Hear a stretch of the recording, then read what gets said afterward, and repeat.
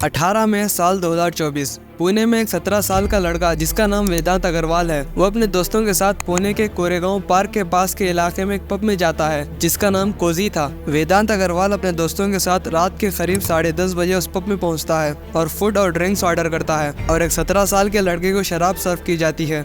वो लोग उस पब में 90 मिनट तक रुकते हैं और उनका बिल 48,000 रुपीज आता है। इसके बाद वो दूसरे पब में जाते हैं जिसका नाम ब्लैक है। यहाँ पर इन लोगों को रात के 2 बजे तक दारू सर्व करी जाती है।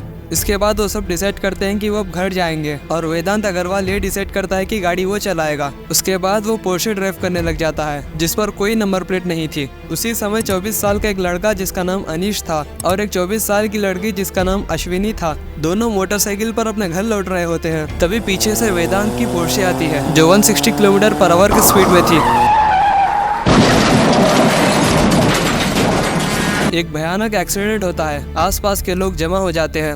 अनीश और अश्विनी को हॉस्पिटल ले जाया जाता है लेकिन तब तक बहुत देर हो चुकी होती है। वो दोनों ऑन द स्पॉट मर चुके थे। लोग भड़क जाते हैं, वेदांत अग्रवाल को पीटकर पुलिस के हवाले कर देते हैं, ये सोचकर कि पुलिस इस पर स्ट्रिक्ट एक्शन लेगी। वेदांत अग्रवाल को इरवाड़ा पुलिस स्टेशन ले जाया जाता है। इस घटना के 1 घंटे बाद वहाँ के एमएलए सुनील तिंगरे रात के 3 बजे पुलिस स्टेशन पहुँच जाते हैं। इन्होंने न्यूज में ये बताया कि इस केस को इन्होंने किसी भी तरह से इन्फ्लुएंस नहीं करा। ये वेदांत अग्रवाल के परिवार को पिछले 30 साल से जानते हैं, उन्हें ये अपना दोस्त मानते हैं, इसीलिए ये मदद करने के लिए पहुंचे क्योंकि इन्हें कॉल करके बुलाया गया था वेदांत अग्रवाल के पिता के द्वारा।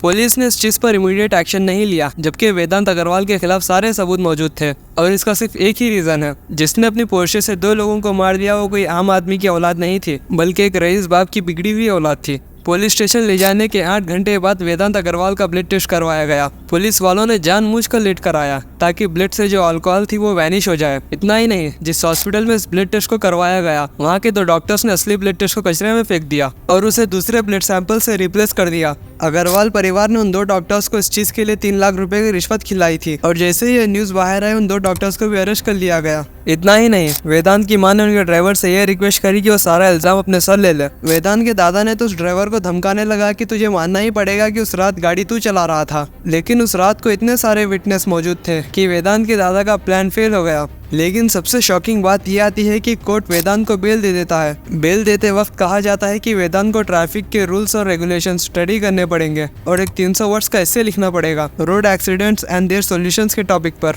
सीरियसली, इसने 2 लोगों पर गाड़ी चढ़ाकर मार दिया और उसे पनिशमेंट के नाम पर एक एस्से लिखने को कहा जा रहा है जस्ट बिकॉज ये एक अमीर बाप की औलाद है।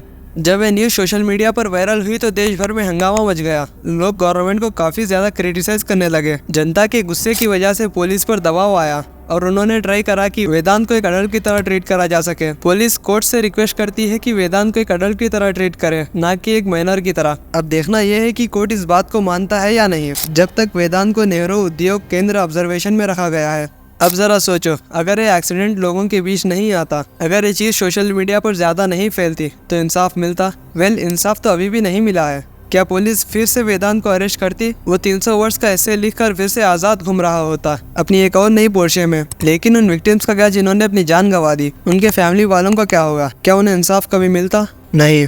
यह हमारे देश की डार्क रियलिटी है। जिसके पास ज़्यादा पैसा होता है लाठी उसी की हो जाती है। हमारे देश का कानून पैसे वालों के लिए सच में अंधा बन जाता है। कहने को तो हमारा देश डेमोक्रेटिक है, लेकिन देश का सिस्टम पैसे वालों के लिए एक और आम आदमियों के लिए एक होता है। जब वेदांत के दादा ने उसे माइनर ना मानकर बर्थडे पर पोर्शे गिफ्ट करी, बार वालों ने उसे माइनर ना समझकर उसे शराब पिलाई। वेदांत खुद अपने आप को माइनर ना मानकर गाड़ी 160 किलोमीटर पर आवर की स्पीड से चलाकर 2 लोगों पर चढ़ा दी। फिर कोर्ट क्यों वेदांत को माइनर मान रहा है? वेदांत को एक अडल्ट की तरह ट्रीट करना चाहिए और उसे उसकी किए की सजा जरूर मिलनी चाहिए। वैसे इस बारे में आप क्या सोचते हैं? अपना ओपिनियन कमेंट में बताना।